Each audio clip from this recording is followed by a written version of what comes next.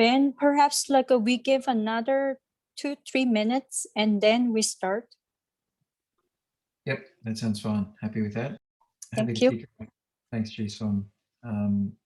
So thank you everyone for being here tonight to discuss this Global Forum on Childhood Pneumonia, particularly with the intersection of COVID. I note that the first forum was held in January 2020, so about 5-6 weeks prior to the WHO declaration of the pandemic in early March.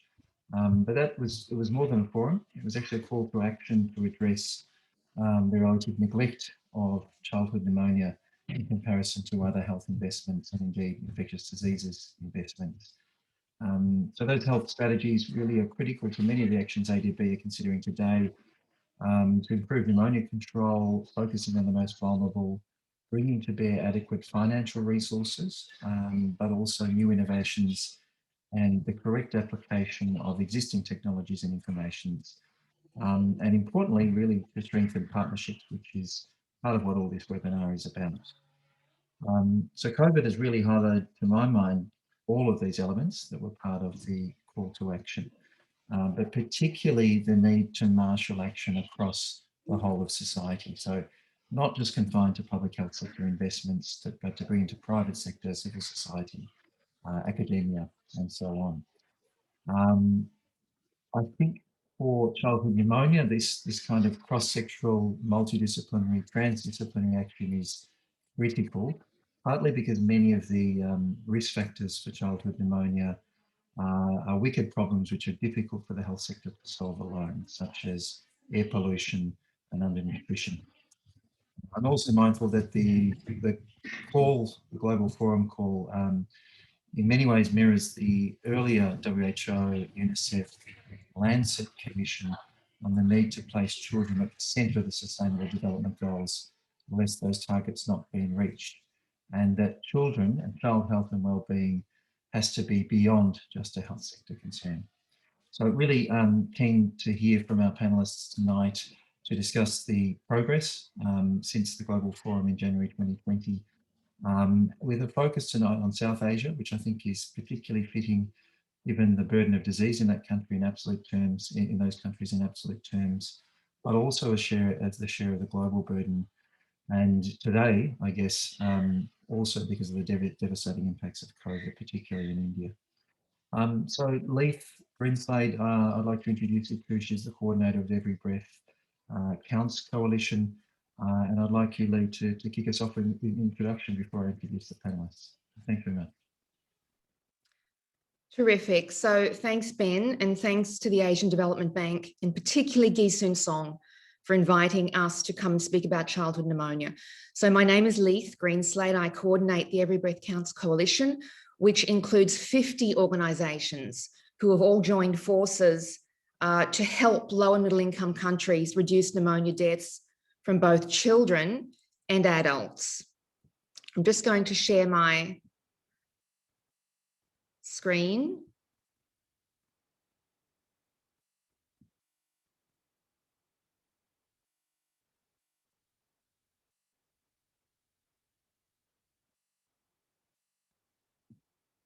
And there you can see the organisations at the bottom who have all joined forces to work with a group of low and middle income countries who have very heavy childhood pneumonia burdens. So I just want to set the scene very briefly with a couple of slides. What you see here are all the leading killers of people under 70 years of age, just for low and middle income countries. And you can see right from 2000, pneumonia was the leading killer of younger adults across low and middle income countries. And you can see at intersections how the global health architecture has been built since 2000 with Gavi and the Global Fund, UNITAID, and then most recently the Global Financing Facility. None of these organisations were able to prioritise pneumonia in their missions, not even Gavi, which although has taken on coverage of pneumonia vaccine, the pneumococcal conjugate vaccine, very important vaccine, it didn't begin to do that until 2009. So we have built a global health architecture that has not been able to tackle the leading infectious killer of both children and adults, which is one of the reasons we have this problem today. This data predates COVID. When we bring the COVID mortality in, this white bar at the top will become exponentially larger. Pneumonia, unlike those other leading infectious killers, also has something different about it. It targets the most vulnerable in our populations, the very young and the very old. Diarrhea is similar, although causes a lower death toll, but the other big killers, AIDS and TB, target the working age population, and malaria targets children alone. Pneumonia has this special feature of targeting the young and the old, which means that every country has a pneumonia problem. Sometimes it's concentrated amongst the very old, sometimes amongst the young, and in many middle-income countries, they have a double burden amongst the young and the old. But we're talking about children today and our new effort to accelerate declines in child pneumonia deaths in a subset of countries who are extremely off track. So what our 10 agencies did is we mobilized in January 2020, as Ben said, to try and bring everyone together in the first global forum on childhood pneumonia in Barcelona, Spain. It was a hugely successful event, 400 plus attendees, 60 countries. We had people sign a declaration. You can see there in the box the 6 major actions they all committed to. And then they were to go away and implement those important actions. And COVID hit. So over that period of time when we all were trying to make progress on child pneumonia, we had a global pandemic increasing pneumonia largely among adults. Despite the challenges of this horrific year, we brought people back together in March, April, low and middle income countries in a series of webinars, 3 of them. We had 16 low and middle income countries join and report progress, what they had been able to do. Prior to that, we also produced a report holding ourselves accountable, the agencies that brought everyone together. You can see both the global progress report and you can see the low and middle income country webinars report. We've published both of those on our website so you can read them. Today, we're going to focus and deep dive into what the low and middle income countries said. And it was truly fascinating to hear them discuss successes and challenges, and Gi-Sun Song moderated one of those conversations. They did talk about several successes during the COVID period. They have had more success securing financing. That shouldn't be surprising. Pneumonia has been on everyone's minds this year. They've also been able to improve pulse oximetry and oxygen access. Once again, these are COVID technologies, not surprising that they've been able to purchase more of those, often with global health support. Collecting data and improving surveillance. We're all monitoring respiratory infections now like never before, and that should include benefits for children. And strengthening partnerships. As we've all joined together to fight COVID, this is going to benefit childhood pneumonia. But more importantly, particularly for a group like the Asian Development Bank, they shared pain points with us, areas where they just have not been able to make progress and where they need more support. Maintaining vaccine coverage. We're particularly talking about the pneumococcal conjugate vaccine here, the PCV, hugely important vaccine. Asia has some of the lowest coverage of the vaccine and they need support increasing it. Procuring the antibiotics for childhood pneumonia. Really, a lot of ministries are having trouble forecasting and procuring and distributing the recommended antibiotics, the amoxicillin dispersible tablet. Financing integrated primary health care, Anna would say, is one of the key challenges they raised. There's funding for malaria, there's funding for HIV, AIDS, and TB. Where is the funding for a truly integrated approach to childhood survival, including pneumonia, diarrhea, and malnutrition? It's not yet there.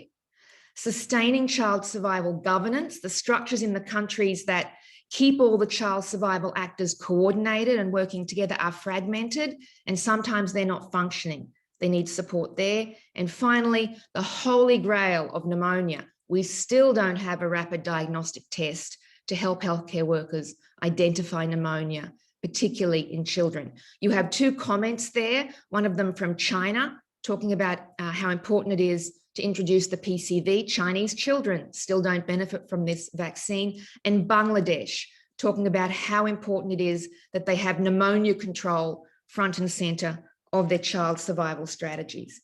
We're going to hear more now from my colleagues, 3 organisations who have really done so much to lead this effort: UNICEF, PATH and Save the Children. Will give more details. But what we're hoping is that the Asian Development Bank can take this information and use it to really target your support in South Asia to help these countries make rapid progress on childhood pneumonia, remembering if we do so, all populations will benefit. Pneumonia is a life course problem, and if we do this properly, we will manage to reduce mortality across the life cycle from all causes of pneumonia, including COVID-19. Thank you very much. Thanks very much, Leith. That was an excellent scene setting.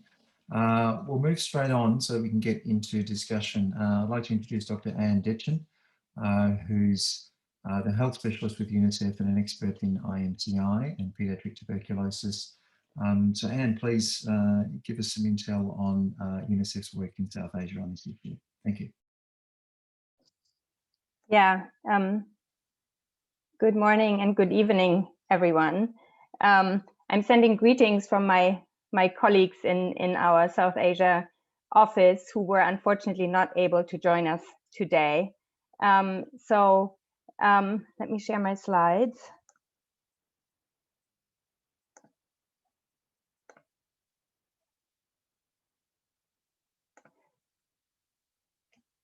So I could really not do justice to my colleagues and give you sort of an in-depth regional perspective. And you will hear about 2 of the countries that we work in with a very strong focus on pneumonia, India and Bangladesh, where we all work as partners closely together from our colleagues at Save the Children and PATH. And I can float in some more details on specific countries during the discussion, but I thought I would actually like to talk about and share with you something that we introduced at the Global Forum last year in Barcelona and called the Pneumonia Wheel, and make a case for primary healthcare as a way to really tackle pneumonia control comprehensive. So we really see primary healthcare inclusive of community-based healthcare and broader community systems as an opportunity and a key platform to really comprehensively address child pneumonia by both strengthening and working through the 3 key pillars of primary healthcare: integrated people-centered health services, multi-sector coordination and action, and engaging and empowering people and communities. Now, actions to control pneumonia need to take place across all of these 3 pillars. Integrated services need to be accessible to all children everywhere and provide quality preventive, for example, vaccinations and curative care at all levels of the system, the community, primary healthcare facilities, as well as the referral level. But we also need to address the sectors beyond health, and they need to be engaged and aligned to address some key factors that really impact pneumonia morbidity and mortality. For example, undernutrition and air pollution. And what's missing here in this wheel, but is as important, is obviously improved water, sanitation, and hygiene. And as well as COVID has taught us, infection prevention and control. And then last, but most important, communities need to be really empowered to take charge of their health and their environment and hold the system accountable and inform strategies and priorities. So all of this needs to come together for countries to be able to comprehensively prevent and protect and diagnose and treat pneumonia in children. And as outlined in the Forum Declaration, really crucial for this is that strategies are aligned across all sectors with a comprehensive, costed, and fully financed operational plan with both domestic and donor resources being aligned. And at the global level, there are actually quite a number of supportive global health strategies and disease-specific frameworks. So we have the Global Action Plan for Pneumonia and Diarrhea that very clearly, that was launched already in 2014 and very clearly outlines a comprehensive primary healthcare approach for pneumonia control with milestones and targets. Some countries have very successfully taken up the global action plan, for example, Bangladesh, but what it lacked was really the financial power behind it to support its realization.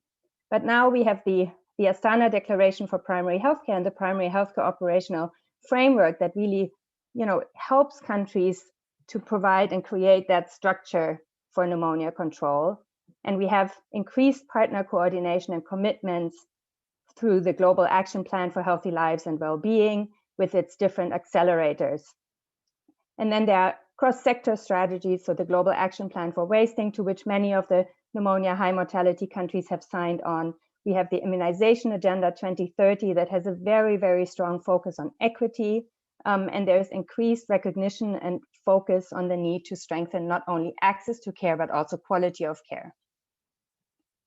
So we use the pneumonia wheel to track the status of the 30 highest pneumonia mortality countries, including a number of Asian countries, by selecting indicators for each of the segments of the wheel that I presented earlier to serve as tracers for progress. And here you can see what it looks like for the 30 highest pneumonia mortality countries. The way you have to read it is that ideally you would want all of the segments or spikes of this wheel filled. In order to show that, we had to invert some of the indicators. So for example, instead of the incidence of wasting, we were looking at the absence of wasting. So this is how you have to look at it. But what the data show us is really that we need to make a lot of progress across all of these areas. And for some of those, we're not even able to measure what's going on because we don't have globally available data and well-defined indicators, oxygen being one of those. And the lack of clear indicators and good indicators of oxygen and oxygen systems, oxygen availability, is something that I think we all realized has contributed to some of the challenges to scaling oxygen in the COVID response. So if we created this wheel for individual countries, we would see some nuances, of course.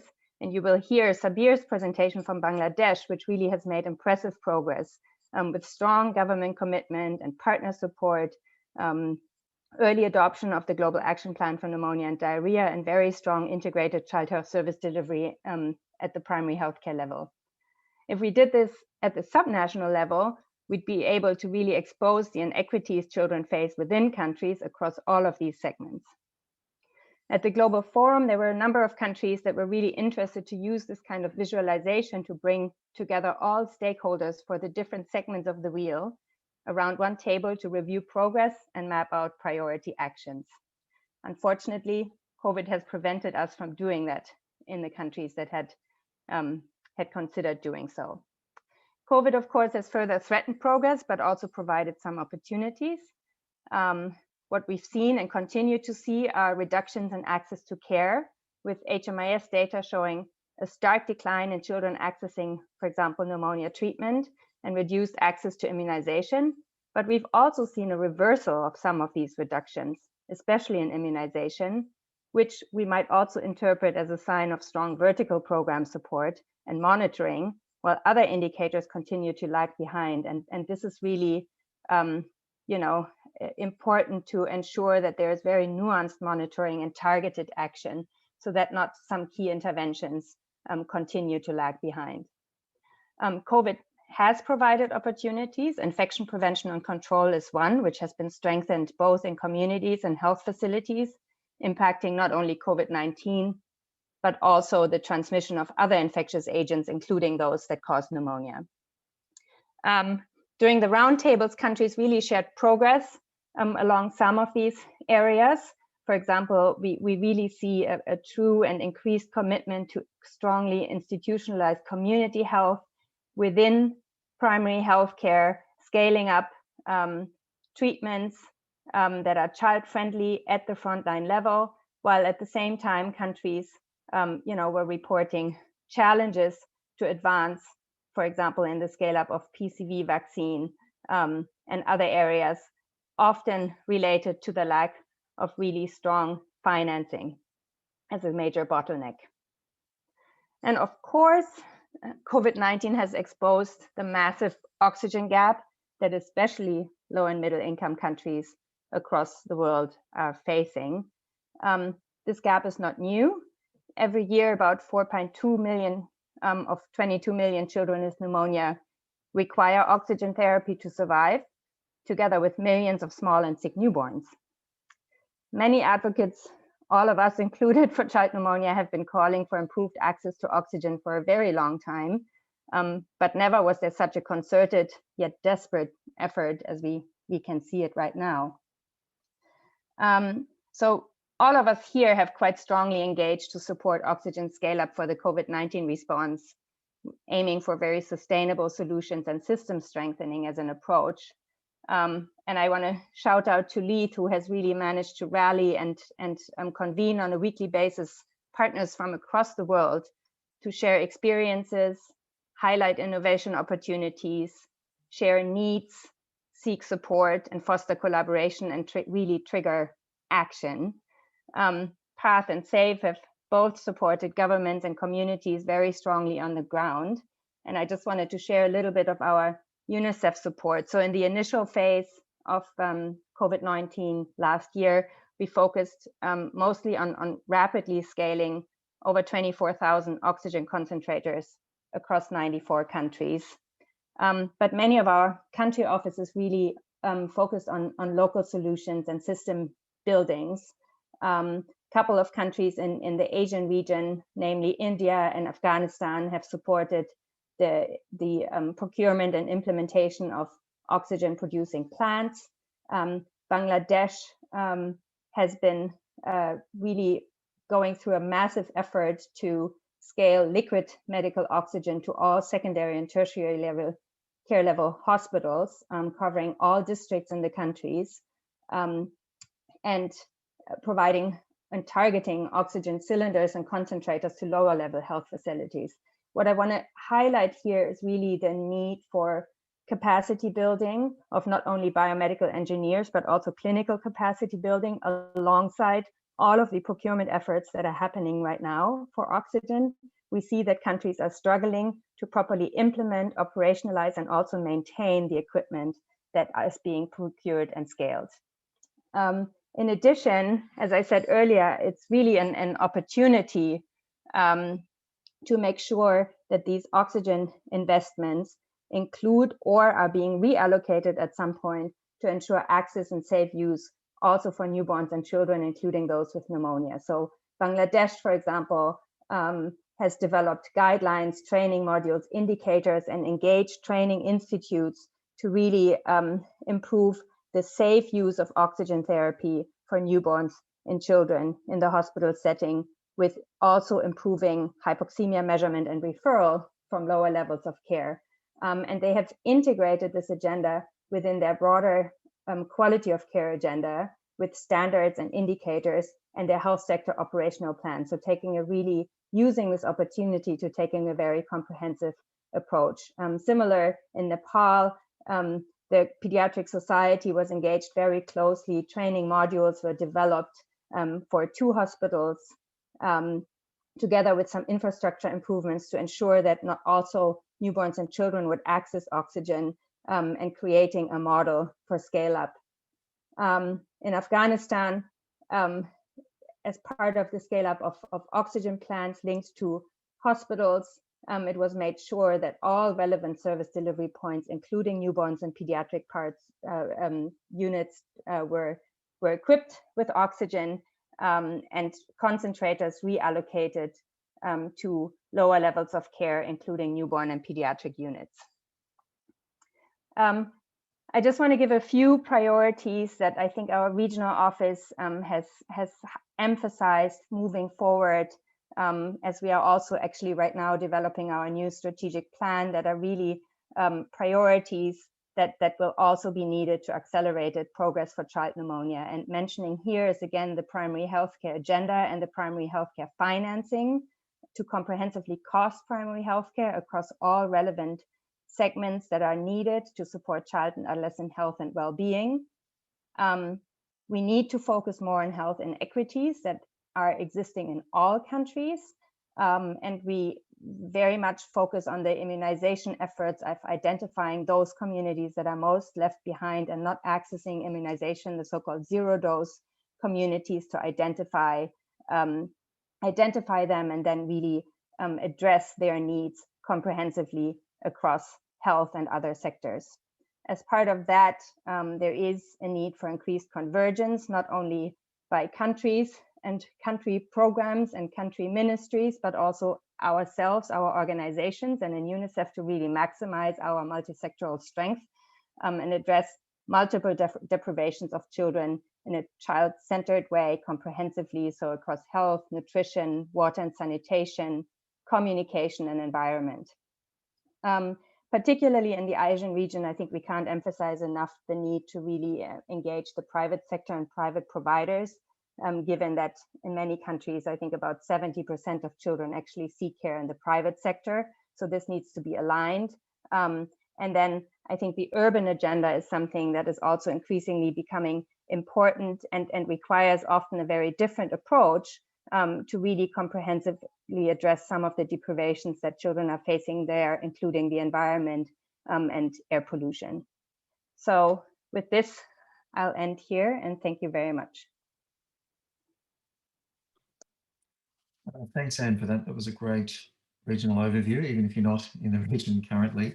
We'll save questions to the end, but feel free, everybody, to write questions in the chat so we can compile them to give to our speakers at the end when Jason coordinates that. Let's move on now to Dr. Mohammed Emil from PATH, who's going to talk to us about India. Dr. Mohammed, I'm not sure what your position is, sorry. I only found out late that you were joining us, so thank you for doing so. And please go ahead.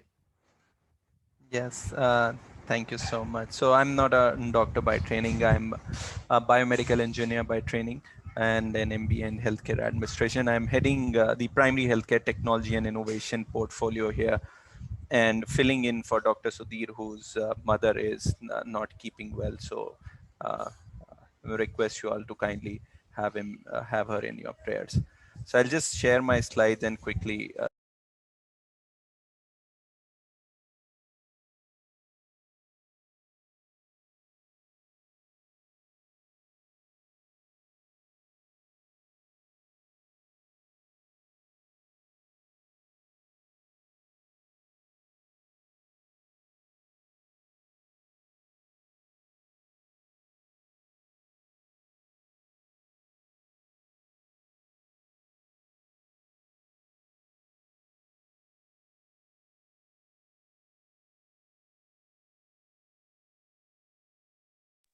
I hope my slides are visible. Yes, we can see them, thanks. Yeah, thanks.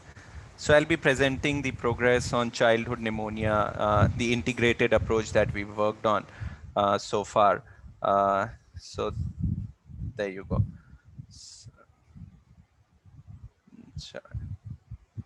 So I'm messing up with the... Actually, I kind of wanted to have a full screen, but this is not coming through. Just a second.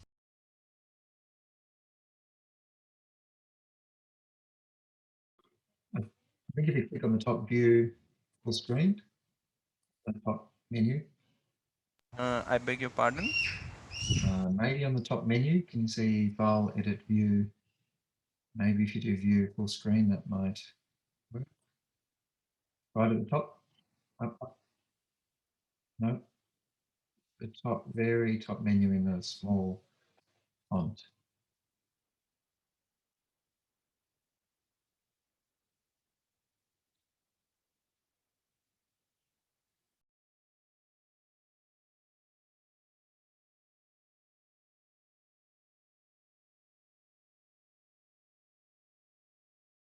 Sorry, you're on mute, Mohammed.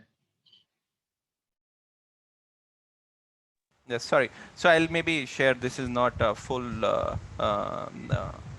full screen version, but apologies for that. So pneumonia remains the deadliest infectious disease all of us know worldwide, claiming lives of more than 8 lakh children under the age of 5 every year. Yes, and so if you look at the figures in 2017, 1.2 million children under 5 died because of some of the preventable deaths. And if you look at the pie chart on my right, pneumonia takes quite a significant area. And this is something very, very scary. Evidence and guidelines exist for care, for management, but are not always followed by healthcare workers. Tools to strengthen implementation and augmentation or to augment the accuracy of guidelines can improve quality of care and reduce morbidity and mortality is what we believe and we are working on. So talking about some of the challenges, opportunities, and integrated approach that we are working on. So more than half of all neonatal deaths add on are a respiratory distress syndrome, neonatal pneumonia, sepsis, and all of which can cause dangerously low blood oxygen levels. And global estimates suggest that 1 in 5 sick newborn has hypoxemia upon admission to hospitals. And administering oxygen therapy, antibiotics, and other supportive care practices for several neonatal infections could save lives of more than 4 lakh babies each year. Pneumonia is the leading infectious cause of death in children younger than 5 years, and at least 13%, as we saw in the previous graph. Improved oxygen delivery, as we believe, could reduce childhood pneumonia related mortality by at least 35% in high burden, low resource settings. So these are the two broad strategies that we are currently working on to reduce childhood pneumonia. One is for better access to smart tools to detect severe illnesses in childhood care, and the other one is on better access to safe oxygen. And I'll be talking about both these strategies in detail with the amount of time that we have. So this is one of the important projects that we work on. Tools for integrated management of childhood illnesses, pulse oximeters and multimodal devices are at the center of it. We have multiple partners that we work with, Swiss, TPH, and to name a few. So this is a multi-country grant. India, Myanmar, Senegal, Tanzania are some of the countries where PATH headquarters work, and we are currently working from India. So the objective is to improve detection and management of severe diseases in children and under 5, and improve rational use of resources, medicines, referrals, etc. So what we've done is introduction of pulse oximeters and clinical decision support assist systems, which we are currently working on. Evidence generation for pulse oximetry and CDSAs, market strengthening for adapted multimodal devices, and creating conditions for a scale up are the key areas that we are currently working on. So these are the broad interventions that we work on. Detection of hypoxemia by using handheld pulse oximeters, and these are and why we say why we've used handheld pulse oximeters. This is one another challenge. So COVID has kind of scaled up use of pulse oximetry to a great extent, but pulse oximeters which are cost effective and could be used on children under 5 still remains a big challenge. So that is what we want to kind of harp upon. So even though pulse oximeters have reached, but access to these devices for children is still a challenge. Then development of electronic clinical decision support algorithm is what we are working on. New generation multimodal devices which could help the frontline workers easily assess whether pneumonia is there or not. Otherwise, all of us know there's no right way to tell that. And then capacity building of healthcare staff on all on pulse oximetry, which will help the frontline workers. So this project has kind of impacted more than 50,000 sick children consultations.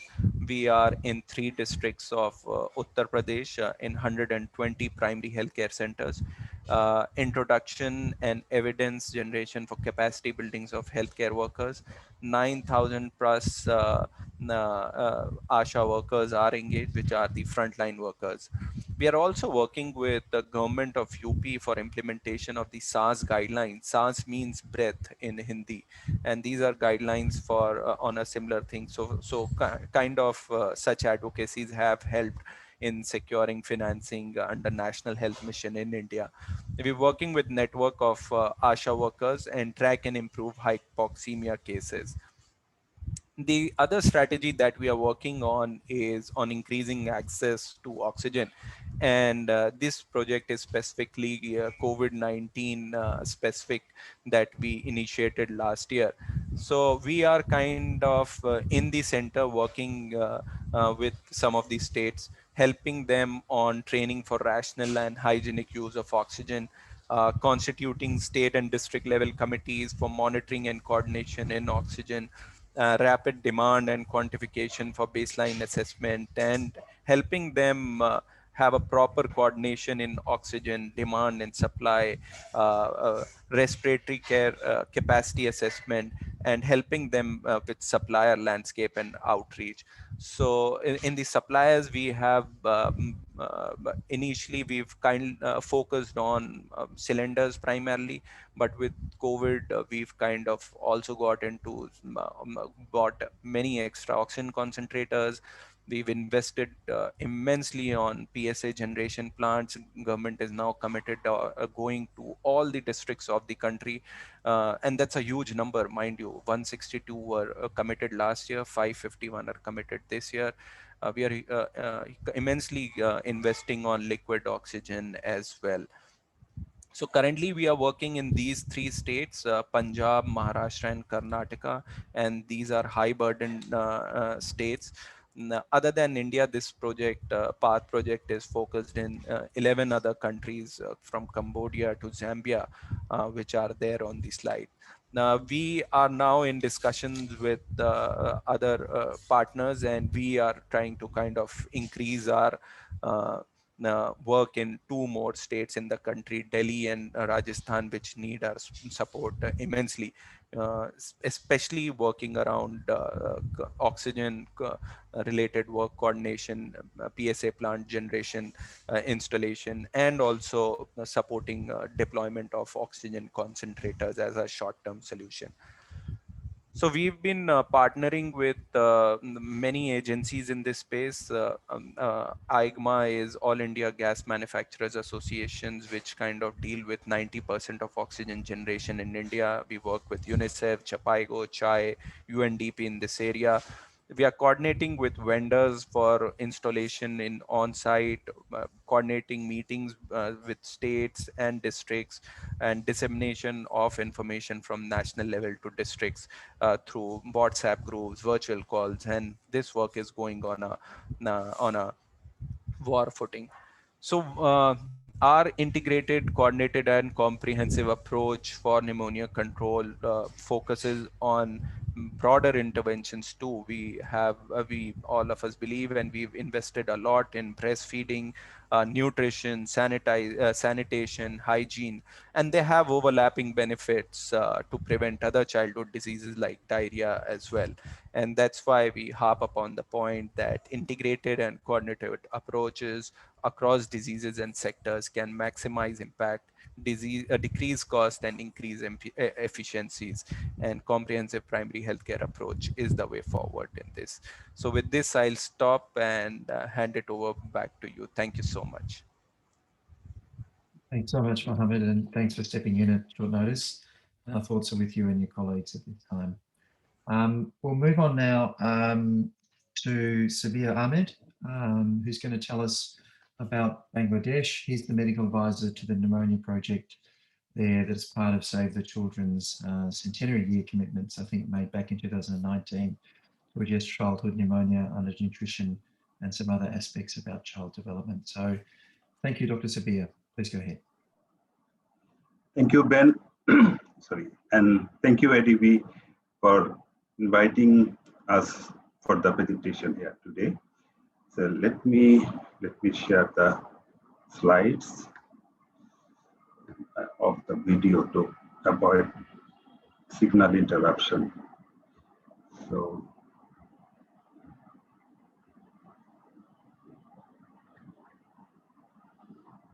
okay.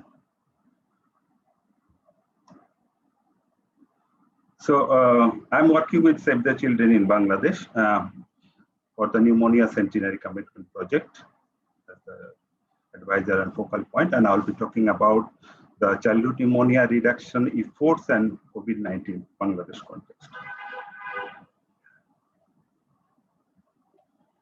Bangladesh is actually doing good in terms of reduction of under 5 child mortality. If you see the graph, Bangladesh have reached MDG target well ahead of time, and now the country is moving towards reaching the SDG target. The current under 5 mortality, according to the latest demographic health survey, is 45, and mixed UNICEF survey 29. This is a 40. But we still have 24,000 children dying annually under 5 from pneumonia. This is 80% of all under 5 mortality. And the 8 per thousand is the live birth under 5 mortality due to pneumonia, which we know that gap PD target for this mortality is 3 per thousand live birth. So it is a success story that we have made significant progress in reduction of child mortality. Integrated management of childhood illness have been scaled up with a service provision at all tiers and both in facility and community. PCV vaccine have been introduced in the routine EPI, and there is sustained good coverage of immunization of all antigens. The GAP PD has 7 pneumonia-specific indicators, and the immunization indicators, that is pentavalent, that contains the HEA3 and other vaccines. We have consistently good coverage over 95%, and PCV3 is also having a good coverage of 97%. Exclusive breastfeeding is 65%, which is more than the target of 50%. But still, I think we need to do better. Bangladesh need to do better over here. But regarding care seeking from pneumonia, the 46% children go to the facilities for appropriate care seeking from pneumonia, and 63% are treated with antibiotic, which is actually below the 90% target of GAP PD, and also with the air pollution, the 20% people with the primary reliance on clean fuel and technologies, which is also the 90% the target for 2030. Let's see about the COVID-19 2020 scenario. There was interruption, service disruption of essential child health and immunization service in 2022 due to COVID pandemic. And the lockdown was imposed in last week of March 2020. And you can see in the graph, there was massive service disruption during the period of April, May, June. The worst month was the April. But the government, Ministry of Health, they have taken the mitigation plan, and there was a catch up during the subsequent month of the year. The first graph, the top one, is the immunization of the children fully vaccinated under 1 year and PCV3 vaccination under 1 year. And the below one is actually the care seeking of under 5 children from the MCI in corner in the facilities. And below the red one is the care seeking for children with symptoms of pneumonia from the facility. The trend is same for both immunization and care seeking for the children. To be a quick scenario of COVID here, there are 7,42,400 cases, around 11,000 deaths, and about 19 lakhs, their second dose vaccination have been completed here. Action and opportunities in terms of that we have strategy and guidelines for health facility. There was a health facility preparedness and readiness assessment for COVID-19. That is when the COVID started, early May and June. May and June that was done. That helped actually making the different planning for subsequent subsequent catch-up plan. National guideline for MNCH and EPI services in the context of COVID-19 was developed and was trained on for the service providers. The IMCI package the country was having, it is also updated with the WHO recommendation for treating cases close to the community with amoxicillin DT, and also PSBI management is integrated into the IMCI program. Predictive quality of care standards integrated into the quality improvement initiatives of the country. The partnership and advocacy for integration of activities as per new guidelines and standards in the fourth health, population and nutrition sector plan. Bangladesh have 5-year health, population and nutrition sector plan. Now we are having fourth sector plan that will be ending in 2022, and we'll have a fifth sector plan from 2023. The partnership with professional organizations and functional MO each led coalition of stakeholders. This is actually one of the I will say catalytic factor in terms of pneumonia movement in the country. This is led by government, but this is consisting of UN agencies, development partners, research organizations, academia, together working together to move forward with the pneumonia agenda in the country. UNICEF and Save the Children are active part of this coalition. Advocacy through roundtable, use of social media platforms. HIMS monitoring and learning. Oxygen monitoring indicators integrated in the DHIS2. IMCI registers, since the policy package have been updated in line of that, and the registered and reporting and DHIS2 has also revised. IMCI dashboard have been with progress indicators have been developed. On-site online monitoring by program and technical expert. Here the academia are contributing a lot in terms of quality of care. Operation research on pulse oximetry, diesel auscultation, and low-cost bubble CPAP is going on. This will be generating evidence in terms of improving case screening, management of cases, inpatient care of the country for pneumonia. Access to oxygen, as Anne has mentioned, that actually in this COVID context, Bangladesh really have started working on oxygen. There's increased support to extended respiratory care for COVID-19 patient is also benefiting the pneumonia management of the children. The national guideline on hypoxia management with rational use of oxygen developed. Liquid medical oxygen system at all secondary and tertiary level hospitals covering in all 64 districts. UNICEF support for new liquid medical oxygen system and strengthening the capacity of the existing LMO system in 30 specialized hospitals, medical college hospital, and district hospitals. UNICEF also supported for facilities readiness with life-saving oxygen medical equipment such as pulse oximeter, oxygen concentrator, etc. So the capacity development on safe and rational use of oxygen. Regarding financing, NFP and IMCI, this is the lead of MOH for IMCI program.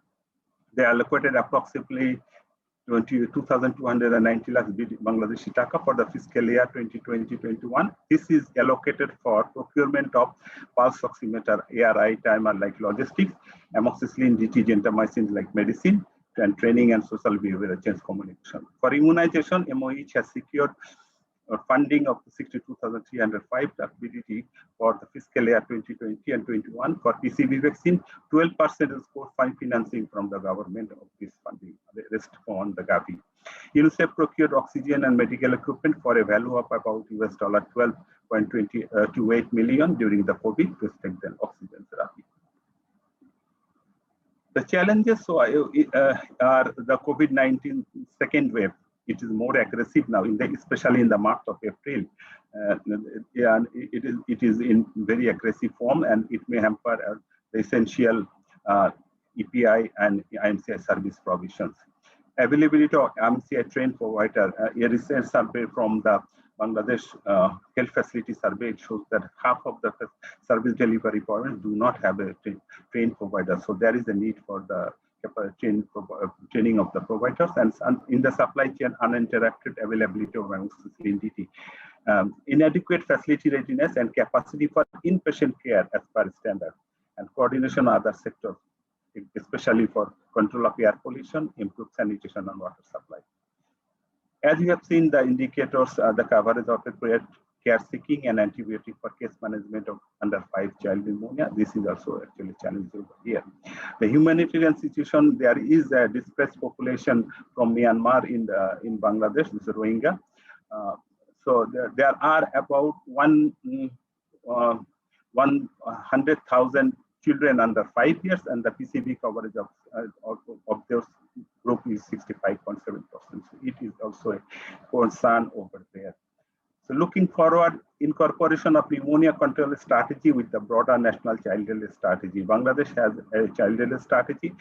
Instead of making a separate pneumonia control strategy, we are working over here in groups, coalitions, and in the lead with the government to incorporate the pneumonia control strategy with the broader child health strategy, and also development of an costed implementation plan that will be incorporated into the 5th health sector plan that is going to be started from 2023 for next 5 years.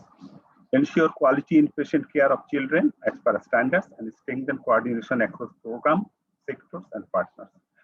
Since pneumonia control is a multidisciplinary, so it takes involvement of different sectors and programs. Adopt appropriate SDCC strategy to increase demand and address other social barriers through community and social mobilization. And advocacy for strengthening primary healthcare system, including increased resource allocation for universal coverage in upcoming 5th health sector plan. Pneumonia Centenary Commitment of Save the Children. It was launched in early 2017 in 9 beacon countries of Asia and Africa. It is linked to the organization's 100th anniversary, and pneumonia is one of the 3 centenary commitments. So far, globally, we have been able to sign a strategic partnership with UNICEF in the 9 beacon countries, played a key role in organizing the first ever global forum on childhood pneumonia with Every Breath Counts Coalition and other partners in the global forum steering committee. In Asia, some of the key achievement of the this PCC in collaboration with UNICEF and CHAI supported the Indian Ministry's successful SAHS campaign that Mohammed Amil has mentioned already, and our advocacy has contributed to introduce pneumonia conjugated vaccine, that is PCV, into Indonesia's immunization. In Bangladesh, we are actually over the decades, we are working with this child pneumonia to 12 to 14, there is a project, the Breath for Life project, which was actually working with the non-formal providers. Then we supported with the government for community case management of pneumonia and diarrhea during the 2015. Then an operation, and then a research on infants management of pneumonia and communities at MPIC, with guided by the WHO. This was for the antibiotics, amoxicillin teaching management for the child pneumonia in the community, and also the changes in the risk management protocol. And then the Pneumonia Centenary Commitment, till 2019, we are working till now in Bangladesh, and working for the pneumonia, child pneumonia survival improvement of the country. This is about all of me. Thank you very much. Thanks very much, Sabir. I've just lost all power here in Melbourne where I am, so I can't turn my video on because I'm sitting in the dark. Let's just move straight on to Ji-Sun. If you can just moderate the discussion. Thanks. Thank you very much, Ben. I'll be also kind of using no video, just be kind of feeling the solidarity with you, no power. All right. We have a few questions already received in the chat box. I saw some busy question and answers going on. First of all, thanks to read sharing or someone Androla actually shared some very useful, interesting materials. Then also, thanks for extending the invitation to Every Breath Counts weekly COVID calls. I understand this is also recorded and then can be shared, so that would be great. Then Dinesh actually asked a question about these multimodal devices.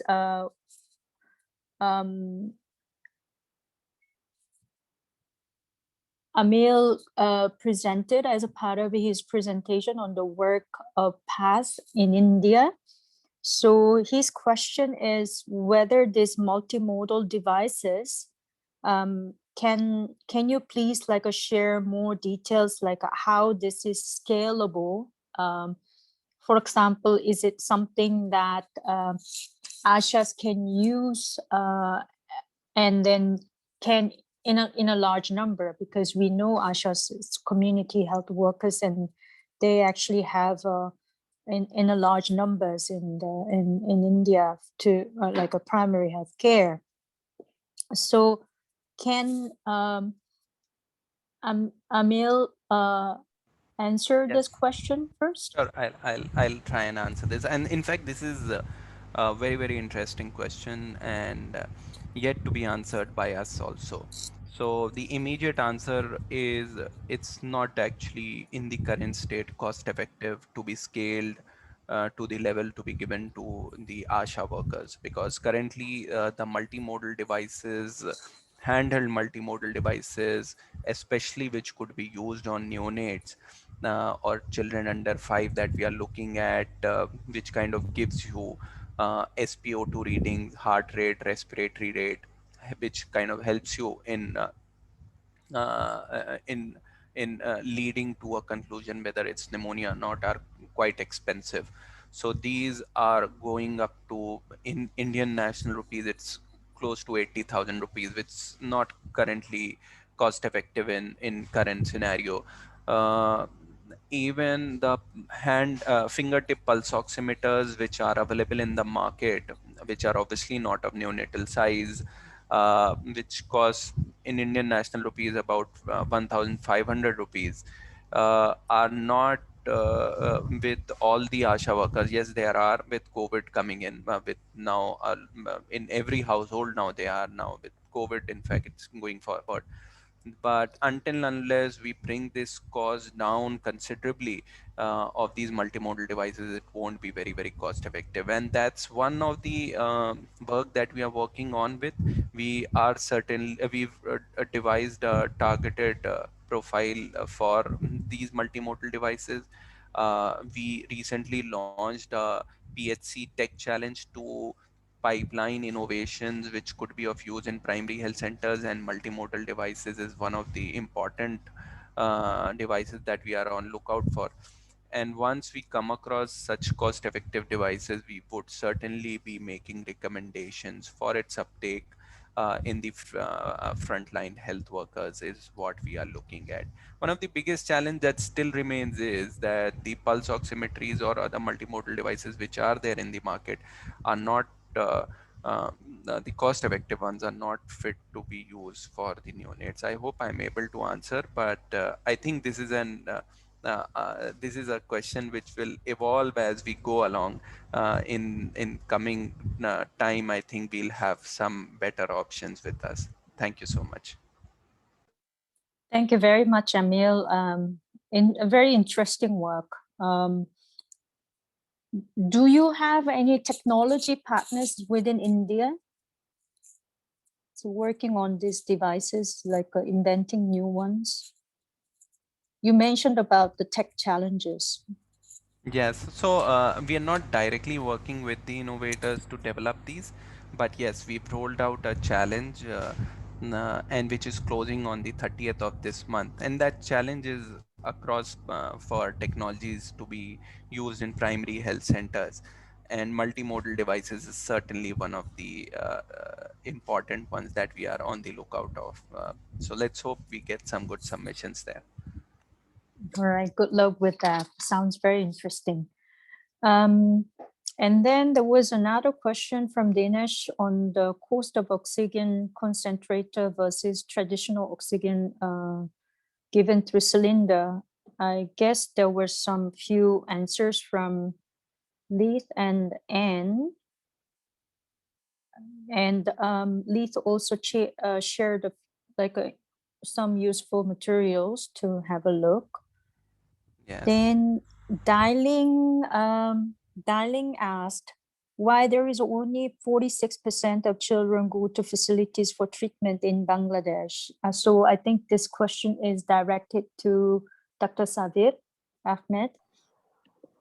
Is it because the parents lack of awareness of the symptoms of pneumonia, or is because of the lack of access to the needed health services? Over to you, sir. Yeah, thank you. This is obviously, this is one of the causes, but other causes are there also. This is the data that have been extracted from the 65 490 sub-district level facilities IMCI in corner. What Bangladesh is doing now, the step 2, there are 13,400 community clinics that is close to the community and close to the people, and so there are the clinical providers over there. So the revised protocol will be is in the training package, but the revised protocol will help them to get the updated training, knowledge, and appropriate service delivery. Once it is done properly, then this care seeking will definitely improve. So these two things: one is the increasing the awareness, number one. Number two is the making available services close to the community. That is the way we are trying to overcome this challenge. Thank you. So certainly the lack of awareness from the parents' side is overall like a health-seeking behavior for their children. So it's not really like a limited to pneumonia, but like maybe it's so there should be more kind of awareness raising over the overall child health, as you mentioned. It's like some more integrated way. Anyone, those are so far the questions raised in the chat box. Anyone in the audience like to ask any question, please? Oh, I see some hands. Yes, Anne? Yeah, I just wanted to add something on the multimodal devices, because I think it's an important question. So in terms of, global guidelines and recommendations, the main diagnostic tool or component for pneumonia is to count how fast a child breathes. And so far, health workers, both at the community level and the facility level, are asked to do that using a stopwatch. And there are some devices, either automated devices, either alone standing or multimodal, that include respiratory rate counting in their as part of their functions. But at this point, I just want to re-emphasize the point that Mohammed made, is that these devices are very expensive, and the data that we've seen so far, and UNICEF has been leading on the development of some of these devices, SAVE has done a lot of research. The comparison to those manual timer countings is adequate. So these automated devices, they can certainly help health workers to maybe more easily count respiratory rate, but they are way too costly, particularly when you think about rolling them out large scale at the community level. So the investment, given that they are not clearly superior to doing it manually, just doesn't justify it. And the multimodals right now, particularly with COVID and the focus on oxygen measurement, have really become, there's increased attention and opportunity, I think, to drive this and say adding functions in addition to pulse oximetry is a big opportunity, particularly because the pediatric community, as Parth has shown in a recent survey, keeps asking for simplified ways to count respiratory rates. Is definitely there. And WHO is currently revising their pneumonia guidelines. We hope that they will issue new guidelines or revised guidelines next year. And we hope that in there, they might make a statement not only on automated respiratory rate measurement, but also elevate the importance of hypoxemia measurement in order to identify those children that are at highest risk of death and need referral. Thank you, Anne. Ben, you raise your hand. Thanks, Jisun. Yeah, just a few things just to note on the tech side. ADB has a number of streams of funding for digital technologies as a result of COVID, which perhaps we could discuss, Mohammed, afterwards, because it possibly could be eligible under one of those streams of funding. A question for Anne and perhaps for Leith as well. Just wondering on your wheel that you showed and whether any work has been done on allocation efficiency. So where do you get the best bang for the buck? Is it in actually preventing childhood pneumonia through, say, improving air pollution, reducing air pollution, or is it more on the front line, the curative care, the therapeutics? Has there been any attempt to look at that? Because I know many of the donors are beginning to ask those questions for major investments in TB, HIV and malaria, for instance, even now in investments in health security and the systems that there, where do you get your best bang for the buck for these investments? And a question for Leith as well, perhaps. Multi-sectoral planning, you mentioned a number, Anne and yourself mentioned a number of interrelated global action plans. And just wondering if you've got any lessons about how you can get those to functionally work in practice. Thanks very much. Leith, should I start? So on the wheel, we haven't done sort of a cost effectiveness analysis, but I think the message of the wheel is that it doesn't work if we only invest in one part of it.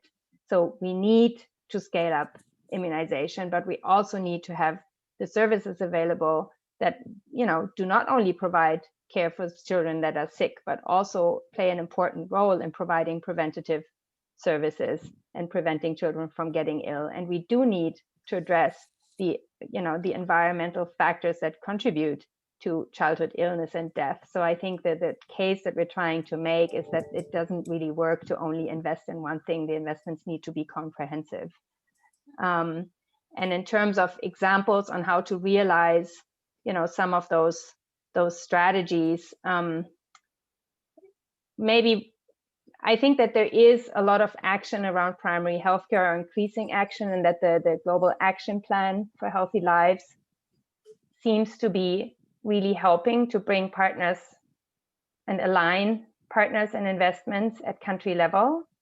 Another example might be, how partners have really been coming together over the past years around institutionalizing community health by aligning around a common agenda, countries developing strategies and setting priorities, investments, being made to support those priorities. And as that really going through a process that now I think we are at a stage where the primary healthcare community, the community health community are coming together and realize that, community health is a key pillar of primary healthcare. And there's been a lot of progress made, as was shown in a recent conference on institutionalizing community health.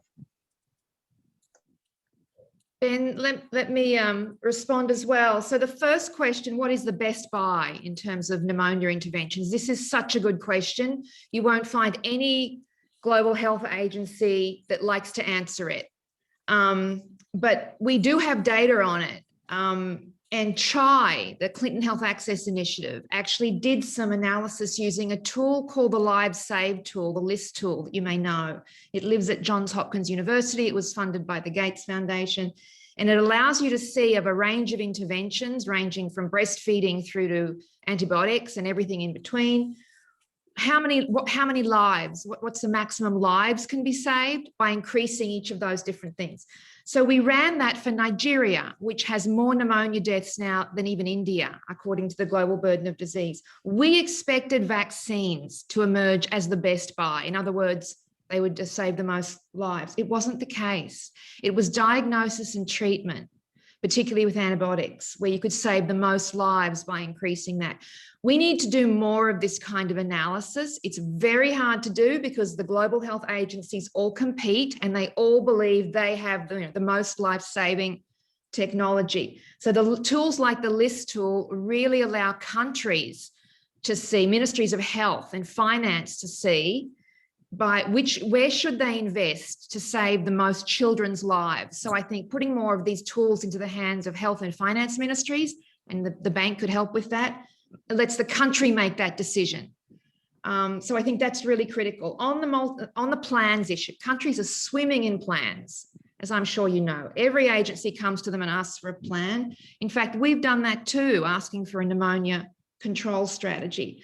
So I think once again, we have to there's a lot of flipping of power that needs to happen in global health. And the countries have to say, this is what's killing our children. These are our child survival priorities. This is what we will plan for. We'll be as consistent as we can with international guidelines and policies. But these are the areas where we're prioritizing because it's our responsibility to prevent early deaths. So that would mean a dramatic reduction in the number of plans in different countries. But that leadership needs to come from the country level. And frankly, it needs to be supported by donors and banks. That's the only way I think we'll get a more rational approach to all of these different health plans. Thank you.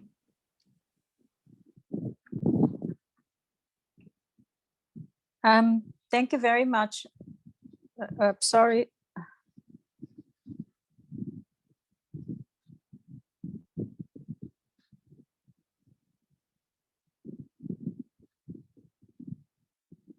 Thank you very much. Sorry, I was like fiddling around. I really kind of feel what Lee just said about the plans. Like we all know things need to be integrated, and but we do see a lot of vertical programs and plans and so on. And then with the very specific agenda to have a visible impact on those areas, these vertical plans and more plans actually aiming for to demonstrate. However, what we see on the ground is when you're working on the primary health care, then you see these plans are actually need to be overlaid, and there is no plan that is actually built from the scratch that has to be anchored somewhere. And then they're always something to build upon. Luckily, because of all the hard work these countries already have done so far, although the progress is varying and there are always thin layers of something, but there are some fabrics out there that we can actually build upon. So I feel when we kind of say this integrated plan and presented this nice will, it's really appealing and great.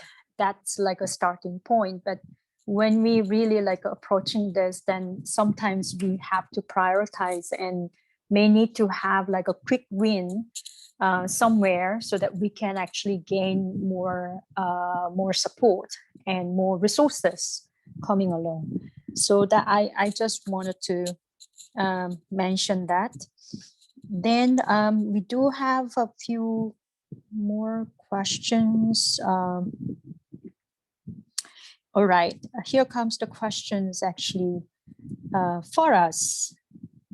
Anne was asking, you would like to hear about ADB investment priorities that support pneumonia control. Ben, would you be able to give an overview of our health sector strategy? Yeah, sure. I think, look, there's certainly a number of investments that are pertinent to childhood pneumonia or pneumonia per se across the life cycle, as you've all the speakers tonight have illustrated. And I think, part of that relates to the great demographic transition that's occurring in Asia and Pacific with a much older population. And as we know, COVID is a killer of the elderly, not of the young. And so there is likely, there is, I think, great appetite at this time. It's an opportune time, unfortunately, to look at respiratory conditions.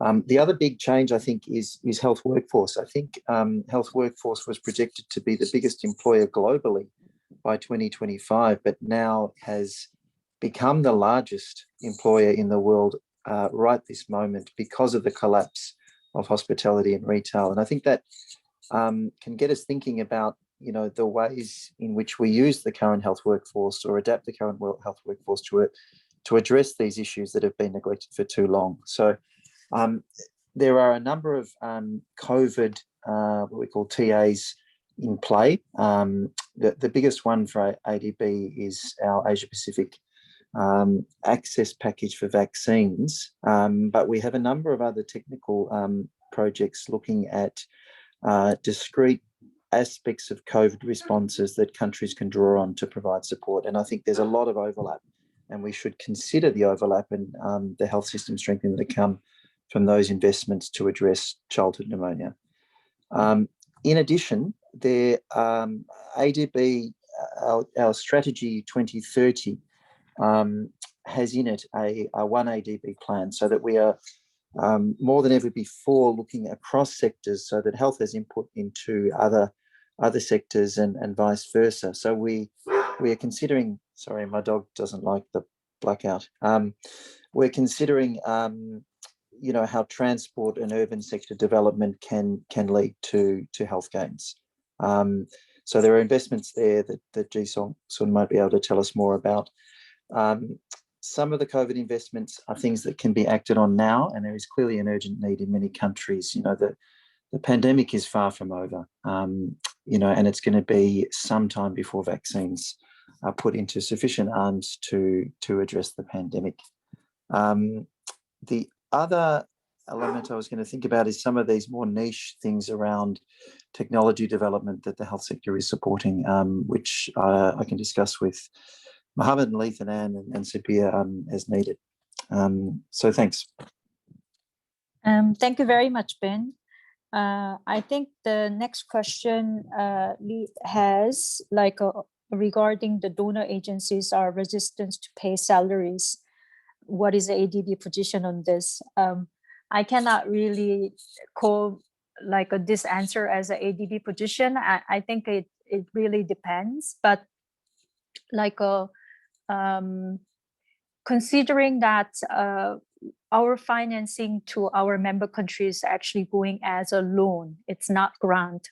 Therefore, the countries has a bigger say. They have to really like invest this loan financing in a more prudent way, and then of course like most important areas like of the development impact as well. But at the same time, we also need to consider the sustainability. We can start off certain things, but with an anticipation that like when our project financed by loan is going to end, then the expectation is some of these aspects has to be picked up by the government regular budget. Otherwise, we start off something, then we may kind of finance a lot of community health workers. But if the government or the local government or the local entity cannot really provide or take up those costs under their regular resources, or we kind of provide certain measures to ensure the sustainability of the service, then we feel that is not really good way of doing the development financing. Therefore, it's not that we do not think that it's important. We do see that importance. And but unfortunately, we need to work with the country entities a lot more, how we can actually make those important goals can be financially sustainable. Thank you.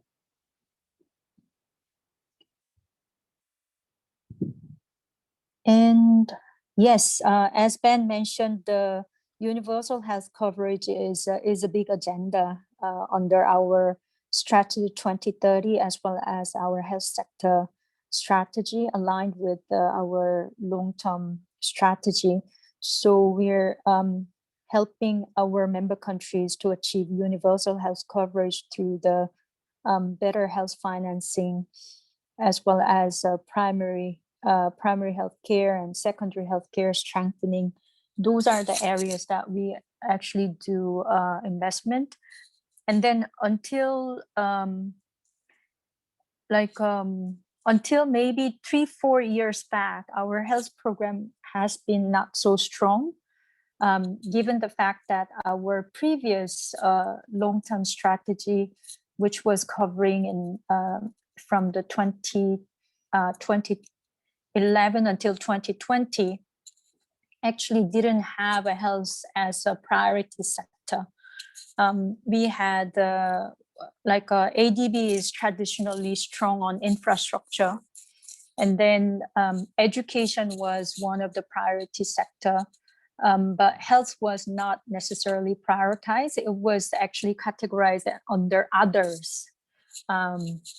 However, under Strategy 2030, we actually have a greater importance on health, and then our health program is actually seeing some growth, even starting from 2019 onward. We start seeing more and more requests from our member countries for the health sector financing, and then more engagement at the country level as well. And then our health sector group was really the number of health specialists at the time was really, I could count with one hand. Now we have a lot more people. And then we, fortunately or unfortunately, with COVID, we're actually rapidly growing. So the COVID emergency response was like a really big deal. Our staff actually has been working very hard, but at the same time, we also increased the number of health staff. Plus, with this APAC's Asia Pacific COVID vaccine facility, financing facility, ADB actually mobilized 9 billion additional resources to support our member countries to have an access to safe and safe vaccines. So our actually that explains why this seminar is not so well attended. I'm very sorry to say, but usually when we do this kind of seminar, we'll have a lot more participants, but they are all overstretched and they're working on this vaccine financing loans. So I kind of apologize for the not so great turnout, but thank you very much for sharing. Anybody have any further questions?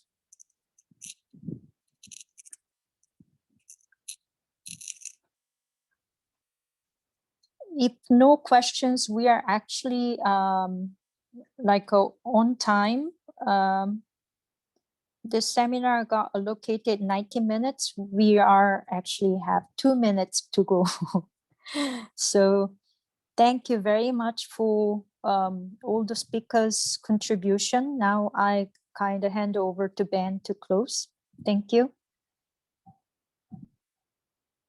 Thanks so much. Yeah, look, I really want to thank Leith and Mohammed and Sabir for presenting to us. You know, I know the time difference is not great for some of you, so I really appreciate that. I think there are tremendous synergies in the things you've raised and some of the ideas that we are considering deeply in terms of both the immediacy of the need for COVID responses, but also building systems which are capable of, sorry, my dog doesn't like the dark,